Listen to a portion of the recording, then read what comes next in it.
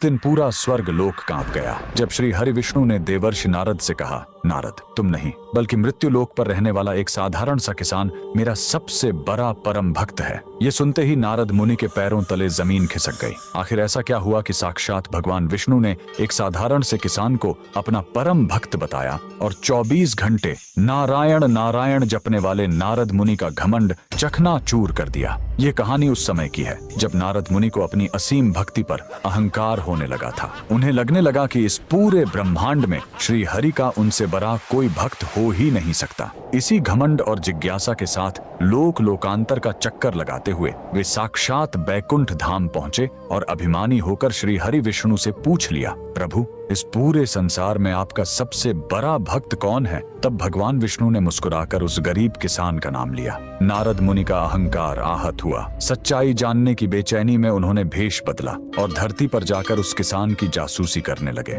उन्होंने देखा कि वह गरीब किसान सुबह उठा, आसमान की तरफ देखकर हाथ जोड़े और कहा, राम राम प्रभु। फिर वह अपने खेत पर गया। दिन भर उसने चिलचिलाती धूप में अपने बैलों के साथ खेत की जुताई की। पसीने और मिट्टी में लथपथ होकर उसने अपना खून पसीना एक किया। शाम को थका हारा घर लौटा, रूखी सूखी रोटी खाई और सोने से पहले बस एक बार फिर आसमान की ओर देखकर कहा, प्रभु, तेरा कोटि कोटि धन्यवाद। ये देखकर नारद मुनि तुरंत श्री हरि के पास लौटे और थोड़े क्रोधित होकर बोले, प्रभु, उसने तो पूरे दिन भर में मुश्किल से 2 या 3 बार आपका नाम लिया होगा और मैं हर सांस के साथ आपका नाम जपता हूँ, फिर वो आपका परम भक्त कैसे? श्री हरि विष्णु ने उन्हें कुछ भी नहीं समझाया। उन्होंने बस सोने के एक कटोरे को तेल से लबालब भर दिया और नारद जी को देते हुए कहा, नारद, इसे लेकर पूरे ब्रह्मांड का चक्कर लगा कर आओ, लेकिन याद रहे, इस कटोरे से तेल की एक भी बूंद नीचे नहीं गिरनी चाहिए। अपने अहंकार में चूर नारद मुनि उस तेल से भरे सोने के पात्र को लेकर तुरंत ब्रह्मांड के चक्कर पर निकल गए। उनका पूरा ध्यान बस उस कटोरे पर था